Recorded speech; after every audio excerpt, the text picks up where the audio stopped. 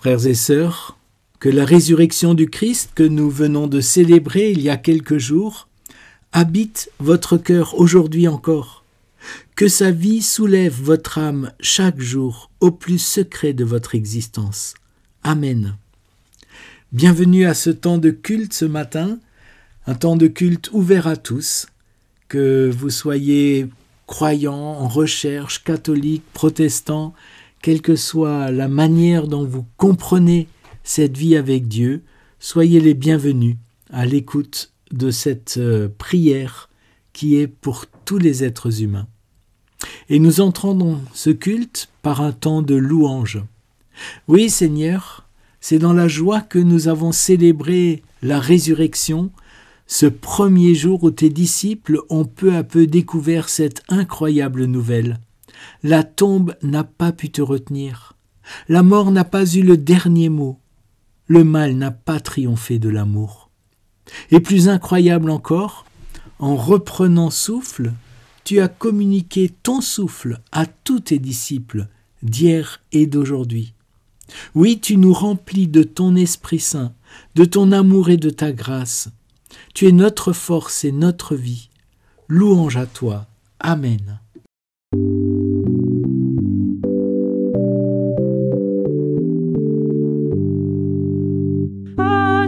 Mon Dieu, mon cœur monte, ton amour est mon appui. Serais-je couvert de honte au gré de mes ennemis? Jamais ne sera déçu qui te prend pour espérance, mais que tout soit qui rompe ton alliance. Montre-moi, Seigneur, la route, guide-moi dans ta clarté. Ouvre à celui qui t'écoute un chemin de vérité. Je regarde à ton amour, au salut qu'en toi j'espère. Je le verrai chaque jour s'étendre sur cette terre.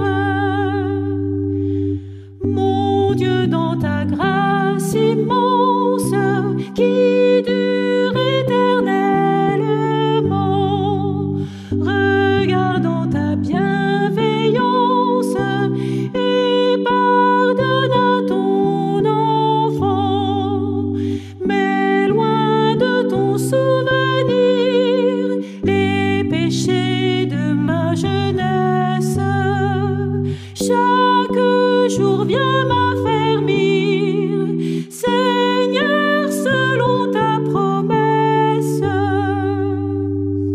Dieu d'amour, tu fais connaître au plus humble tes secrets, et pour lui tu es un maître qui te plaît à l'enseigner. Ta parole est son appui, le bonheur son héritage, et ses enfants comme lui auront la terre en partage. Et parce que nous avons confiance en la miséricorde de Dieu, nous pouvons lui présenter notre vie telle qu'elle est. Prions. Seigneur, oui, nous te présentons notre vie dans la confiance. Nous te prions de changer notre regard, en particulier sur tous ceux que nous rejetons ou que nous trouvons trop insignifiants pour leur accorder notre considération. Nous le reconnaissons, individuellement et bien souvent collectivement, nous ne sommes pas meilleurs que quiconque. Personnellement et communautairement, dans nos églises et entre nos églises, nous connaissons des moments d'éloignement de toi, de ta parole, de ton amour. Nous reconnaissons que nous sommes traversés par le péché de la division, du rejet de l'autre ou du désir de pouvoir et de compétition. Seigneur, dans cette période de Pâques, en te demandant pardon, nous te prions non seulement de transformer nos vies personnellement, mais aussi de transformer nos églises et chacune de nos paroisses, pour que ton évangile nous gagne, nous relève et nous conduise sur les chemins de la mission à laquelle tu nous appelles. Amen.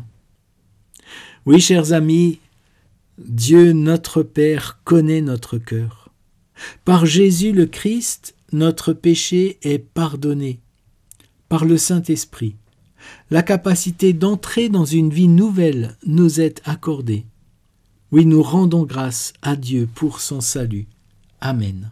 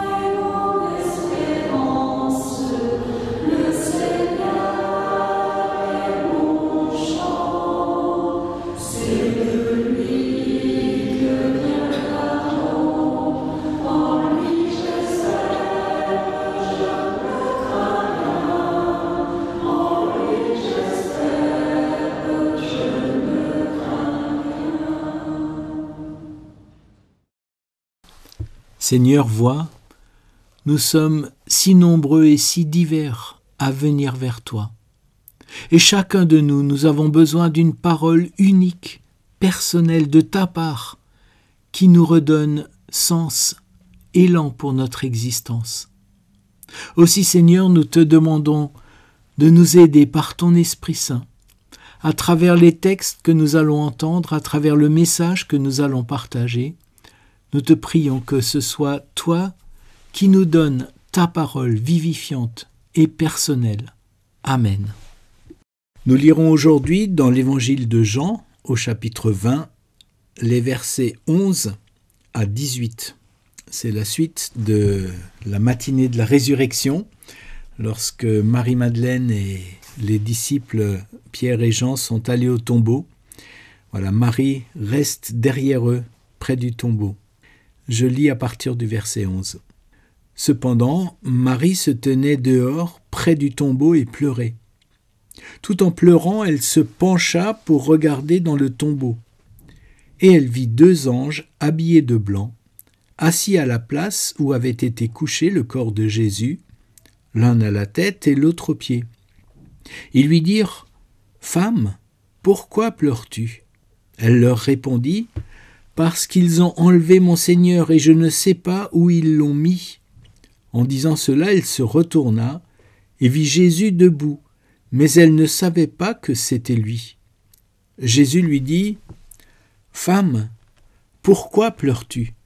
Qui cherches-tu ? » Pensant que c'était le jardinier, elle lui dit : « Seigneur, si c'est toi qui l'as emporté, dis-moi où tu l'as mis et j'irai le prendre. » Jésus lui dit : « Marie. » Elle se retourna et lui dit en hébreu : « Rabouni », c'est-à-dire « maître ». Jésus lui dit : « Ne me retiens pas, car je ne suis pas encore monté vers mon Père, mais va trouver mes frères, et dis-leur que je monte vers mon Père et votre Père, vers mon Dieu et votre Dieu. » Marie de Magdala alla annoncer aux disciples qu'elle avait vu le Seigneur et qu'il lui avait dit cela.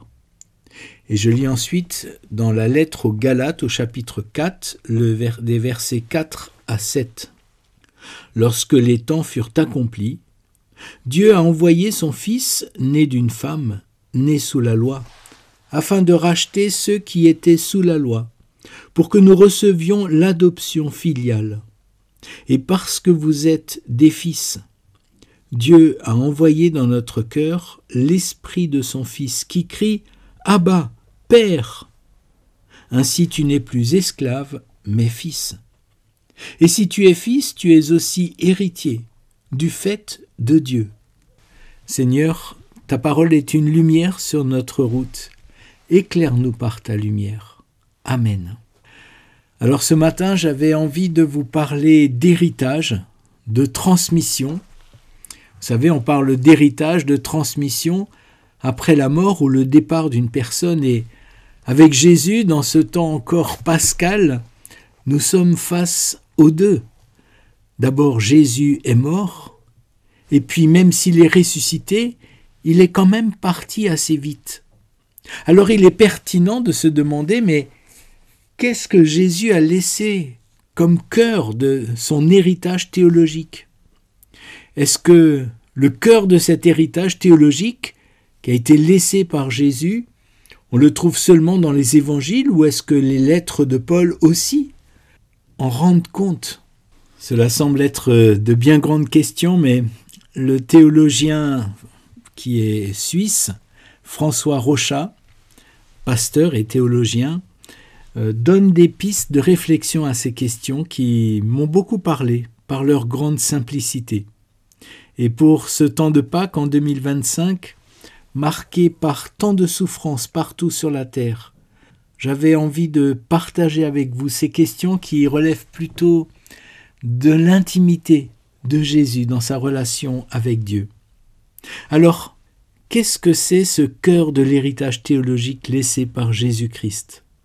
Dans le Nouveau Testament, nous lisons le témoignage des apôtres et des évangélistes, mais qu'est-ce qui a vraiment été conservé de ce que Jésus a dit de lui-même?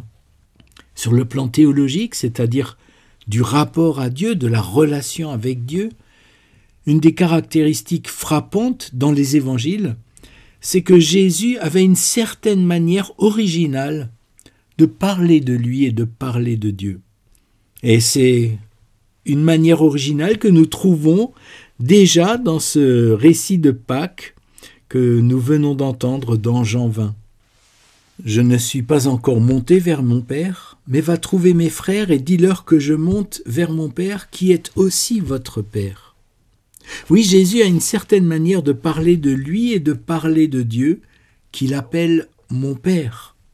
Et il transmet cette filiation à ses disciples en appelant Dieu aussi « votre Père ». Les évangiles ont été rédigés entre 20 et 40 ans après les lettres de Paul, et c'est tout à fait étonnant de voir que cette relation filiale entre Jésus et Dieu, alors qu'elle n'était pas encore écrite, se trouve pourtant également au cœur des lettres de Paul. Paul s'appuie sur sa propre expérience de rencontre, de communion avec le Christ vivant, et bien sûr aussi sur le témoignage qu'il reçoit des apôtres, hommes et femmes proches de Jésus. Et je relis quelques mots de Galates 4. « Dieu a envoyé son Fils pour que nous recevions l'adoption filiale. Et parce que vous êtes des fils, et dans Thessaloniciens, Paul écrira des fils et des filles, Dieu a envoyé dans notre cœur l'esprit de son Fils qui crie « Abba, Père ». Ce nom de Père et aussi le nom de Fils, et plus précisément de son Fils, revient sans cesse chez Paul. C'est comme s'il y avait un fil rouge entre la manière nouvelle de Jésus de parler de lui-même et la manière dont Paul a témoigné de l'identité de Jésus. Le théologien britannique James Brown, auteur de Christianity in the Making, on pourrait traduire le christianisme en élaboration, dit que, au fond, la tradition de Jésus provient de l'impact que Jésus a créé chez ceux qui l'ont entendu. Et notamment cet impact, c'était sa manière de parler du Dieu de la Bible et cette manière de prier qui a été gardée dans ce petit nom araméen de Abba, mais que nous retrouvons bien sûr aussi dans la grande prière que tous les chrétiens partagent, Notre Père. Comment Paul, le pharisien, héritier de la loi et de la sainteté de Dieu, dont le nom véritable a été révélé à Moïse et était imprononçable tellement ce Dieu était le tout autre. C'était presque un tabou. Ce Paul qui, au nom de tout son héritage, de sa culture et de sa foi, a commencé par persécuter les premiers chrétiens qu'il jugeait dangereux pour la foi d'Israël. Comment ce Paul a-t-il pu basculer corps et âme dans cette nouvelle manière de concevoir le Dieu de l'Alliance? Un Dieu si proche, si intime, un Dieu dont la caractéristique centrale est celle de l'engendrement, celle du Père, de Abba, que certains traduisent même par Papa, qui engendre tous ses fils et toutes ses filles en permanence. Lorsque nous regardons les premières lettres, les premiers témoignages écrits que nous avons, comme la lettre aux Galates ou aux Thessaloniciens, nous réalisons que ce petit nom du Père est utilisé d'une manière absolument régulière et constante. Cet usage du nom du Père pour parler du Dieu de l'Alliance, de la Bible, s'explique par le fait de l'usage par Jésus de ces noms, de Fils et de Père. Et cela s'est transmis parce que Jésus a impacté ceux qui l'ont côtoyé. Et ces mots, Fils, Père, sont passés dans le langage et dans la prière et la foi des premiers chrétiens. Ce petit lien du langage de Jésus vers la manière de parler de Dieu de l'apôtre Paul a l'air si ténu. Mais en fait, ce qui est frappant, c'est que justement ces noms de Fils, de Père, et puis ensuite de l'Esprit, sont ceux qui sont restés présents et d'une manière toujours plus grande dans le Nouveau Testament, et qui ont ensuite trouvé leur chemin dans les premières confessions de foi. Le théologien François Rochat insiste sur ces petits noms communs parce que justement, ce sont des noms communs. C'est-à-dire qu'on ne peut pas traiter ces noms de fils ou de père comme des titres. C'est d'abord la relation entre Jésus et Dieu qu'il détermine, et non des titres théologiques. Prenons l'image de la relation d'un papa avec son enfant. Ce qui fait la relation entre le papa et l'enfant, c'est la vie, la relation concrète qu'ils ont, leur proximité, l'attachement l'un à l'autre, la confiance, la joie réciproque. Et puis, une autre chose qui peut caractériser cette relation, c'est la loi française. Les droits et devoirs des parents et des enfants qui donnent un cadre, un statut. Les deux sont importants, mais le cadre ne va jamais remplacer la vie. Le cadre peut quelquefois aider quand la vie devient difficile, problématique. Avec Jésus, on pourrait dire, par analogie, c'est un peu la même chose. Ce qui compte d'abord, c'est cette relation filiale vécue par Jésus avec son Père et qui s'est transmise par ces petits noms. Plus tard, les confessions de foi donneront un cadre, donneront une référence pour faire de ces noms aussi des titres. Et ces titres ne vont jamais remplacer cette relation vécue par Jésus avec son Père, mais ils peuvent nous aider quand nous sommes nous-mêmes un peu perdus dans notre foi, quand la vie de foi devient compliquée, qu'on ne se comprend pas toujours entre croyants. Ils peuvent nous aider à retrouver, à travers ce cadre, un chemin commun. Il y a encore une parole étonnante à la fin de l'évangile de Matthieu, que nous rappelons à chaque baptême. Jésus semble y résumer en fait toute sa propre expérience et il veut la transmettre. Il ordonne à ses disciples de prendre ces petits noms et de les transmettre. De toutes les nations faites des disciples, dit Jésus. Et pour l'action qui marque le fait de faire des disciples, Jésus prend le geste du baptême et il y ajoute le nom du Père, du Fils et du Saint-Esprit. Tout cela, en somme, est le résumé de l'expérience qui a marqué le commencement de son propre ministère, avec son baptême par Jean-Baptiste. Lors de son baptême, Jésus a reçu le nom de fils et même de mon fils de la part de son Père, et il l'a reçu par le biais d'un baptême du Saint-Esprit, que les 4 évangiles citent en faisant référence à une colombe. Et cette expérience-là, dit Jésus à ses disciples, c'est celle-là que je vous demande de transmettre, de donner. Par Jésus, par l'intervention de l'Esprit du Père et du Fils, nous avons reçu nous aussi cette expérience filiale, uniquement parce que le Fils est venu nous l'apporter.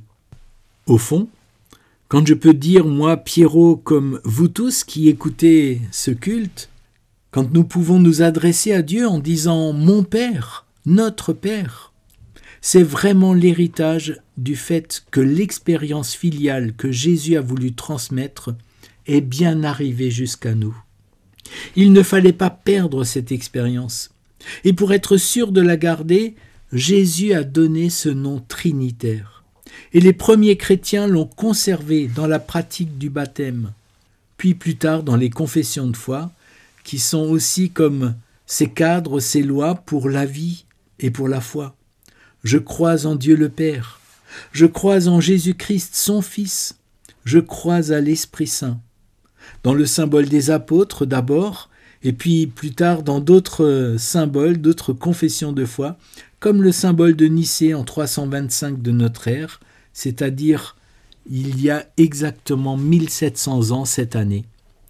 Ces confessions de foi ont voulu conserver à tout prix l'expérience filiale de Jésus et des premiers chrétiens.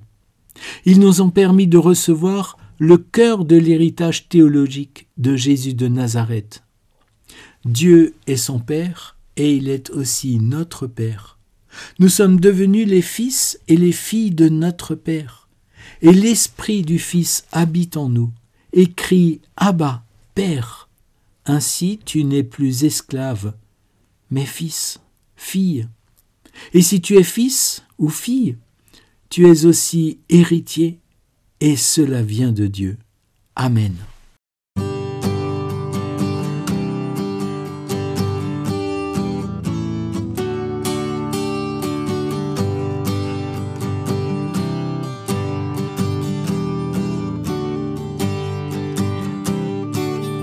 Un jour dans tes parvis vaut mieux que 1000 ailleurs.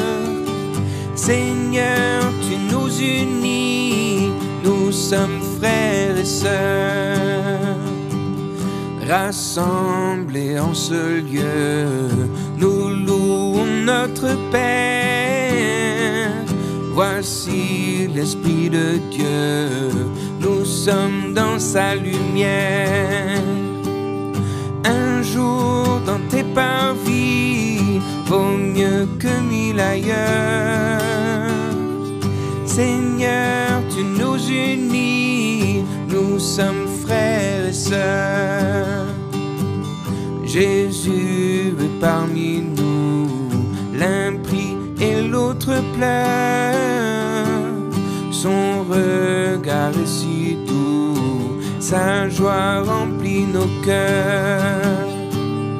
Un jour dans tes parvis vaut mieux que 1000 ailleurs. Seigneur, tu nous unis, nous sommes frères et sœurs.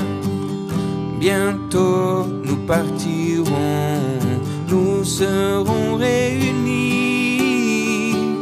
Sans fin nous le verrons, nous louerons Jésus-Christ.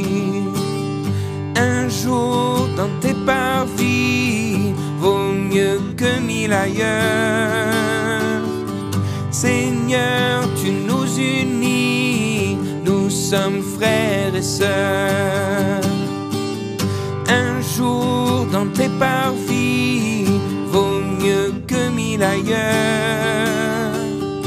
Seigneur, tu nous unis, nous sommes sommes frères et sœurs. Prions les uns pour les autres et pour ce monde. Père, nous nous rassemblons dans la foi en ton Fils Jésus le Christ, mort et ressuscité. Merci de pouvoir déposer devant toi tout ce qui pèse dans notre cœur. Et nous voulons aussi te présenter les personnes qui comptent sur notre prière. En ce temps où le pape François vient de décéder et où l'Église catholique est entrée dans une période de deuil, nous te prions pour cette Église, et en particulier pour ce temps de désignation du futur pape. Nous te prions, Seigneur, pour que les cardinaux se laissent vraiment conduire par ton Esprit Saint, afin que ce nouveau pape soit celui que toi tu donnes pour l'Église catholique, et continue d'affermir la communion entre toutes les églises chrétiennes sur la terre. Alors que tant de conflits entraînent les hommes vers la violence, inspire à nos mains des gestes d'espérance et de paix.